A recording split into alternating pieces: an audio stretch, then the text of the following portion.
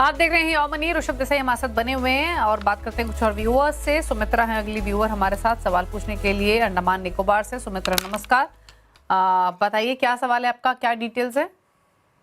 जी मैंने details WhatsApp में दिया है मैडम, और मेरा 13 इयर्स का टारगेट है। तो ये जो पोर्टफोलियो है मेरा, ये ठीक है कि इसमें कुछ चेंजेस करना है? तो और आपका कितना टाइम होराइजन है? अभी 47 है। अच्छा, 47 इयर्स एज है, 13 इयर्स का आपका टाइम होराइजन है और अभी 6000 की सिप आपकी चल रही है। पोर्टफोलियो की वैल्यू कितनी है? 1.49। 1.5 लाख की पोर्टफोलियो की वैल्यू है। पोर्टफोलियो में इनका बता देती हूँ। पराग पारिक फ्लेक्सी कैप 2000 रुपए महीना, देन 1,000 रुपए महीना 3 फंड्स में डाल रहे हैं। बंधन small cap, Nippon India flexi cap और एसबीआई कॉन्ट्रा, देन 500 फंड्स में आईसीआईसीआई प्रू लार्ज कैप और एचडीएफसी स्मॉल कैप। क्या सलाह रहेगी? दीपाली जी, नंबर 1 तो पोर्टफोलियो में डुप्लीकेट फंड्स की जरूरत नहीं है। अगर आप एक कैटेगरी चूज करते हो तो एक कैटेगरी में 2 फंड्स रखने की जरूरत नहीं है। मैं जो देख रहा हूँ उनके पोर्टफोलियो में 2 लार्ज कैप फंड्स है, 2 लार्ज कैप फंड्स की बिल्कुल जरूरत नहीं है, और 2 स्मॉल कैप फंड्स भी है, और स्मॉल कैप फंड्स की भी दो जरूरत नहीं है। आप हर एक कैटेगरी से एक फंड रखें, मेरे हिसाब से बहुत सफिशिएंट रहेगा। नंबर 2, मैं जो देख रहा हूँ पोर्टफोलियो में मिड कैप का एक्सपोजर नहीं है। Portfolio is tilted towards small caps. मैं चाहूंगा कि मिड कैप का थोड़ा एक्सपोजर ले और large cap, mid cap, small cap में अच्छा सा एक बैलेंस मेंटेन करें। This is my recommendation.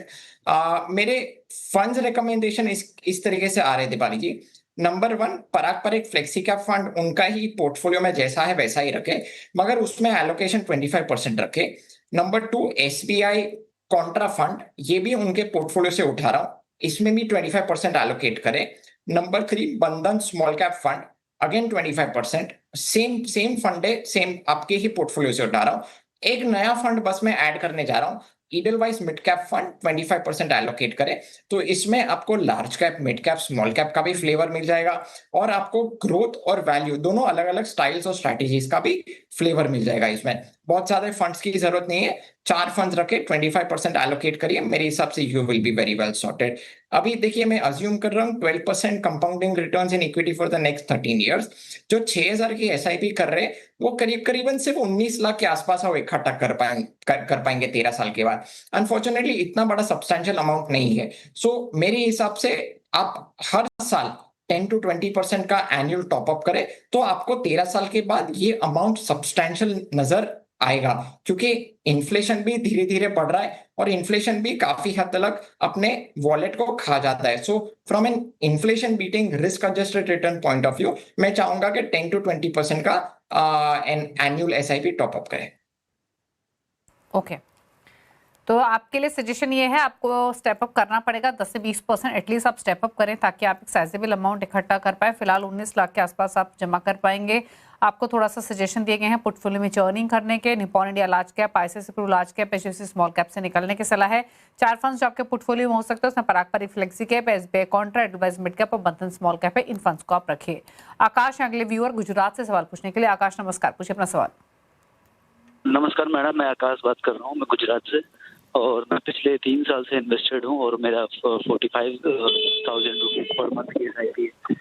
इसमें मेरे पास 7 फंड है जिसकी डिटेल मैंने आपको भेजी है। तो मुझे फंड की रिव्यू चाहिए और क्या मैं सही ट्रैक पे हूँ उसकी रिगार्डिंग मुझे जानकारी है। टाइम होराइजन आपका कुछ है, कोई डेडिकेटेड, और कितना पोर्टफोलियो की वैल्यू है अभी?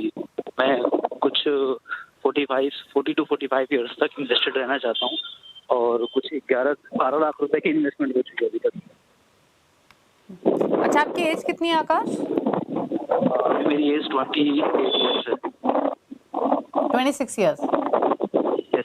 ओके ओके, तो अब सबसे पहले तो कमेंडेबल है, आप 26 ईयर्स के हैं, 11-12 लाख का पोर्टफोलियो आप ऑलरेडी बना चुके हैं और आपकी अर्ली रिटायरमेंट की प्लानिंग है, which is nice. 40 to 45 years की एज तक ये निवेश करेंगे जैसे इन्होंने कहा, तो मान के चलें 20 साल, मतलब 19-20 साल तो ये और इन्वेस्टेड रहेंगे। 46,000 की 46,000 की माफ की जिनकी मंथली सिप है, 11 लाख की पोर्टफोलियो की वैल्यू हो चुकी है। इनका पोर्टफोलियो आपकी स्क्रीन पर है।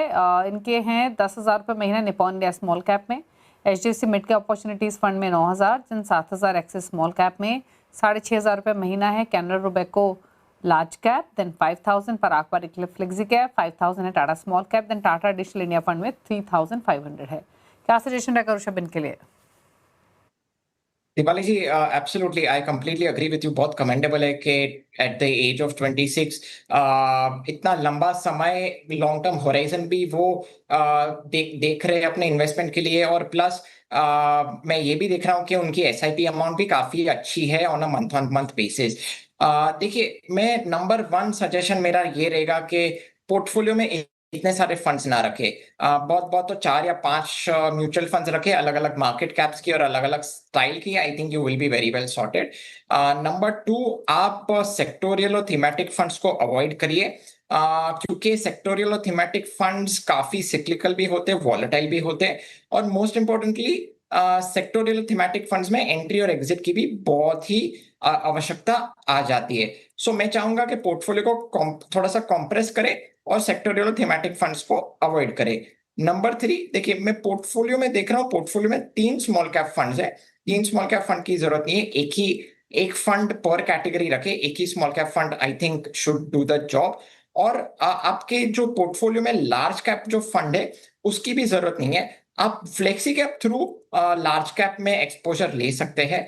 तो मेरे रिकमेंडेड फंड्स इस तरीके से आ रहे हैं दीपाली जी। नंबर 1, पराग पर एक फ्लेक्सी कैप फंड, वो एक वैल्यू ओरिएंटेड फंड है, उसमें अच्छा खासा आपको लार्ज कैप एक्सपोजर भी मिल जाएगा और प्लस ओवरसीज डाइवर्सिफिकेशन भी मिल जाएगा टिल सम एक्सटेंट।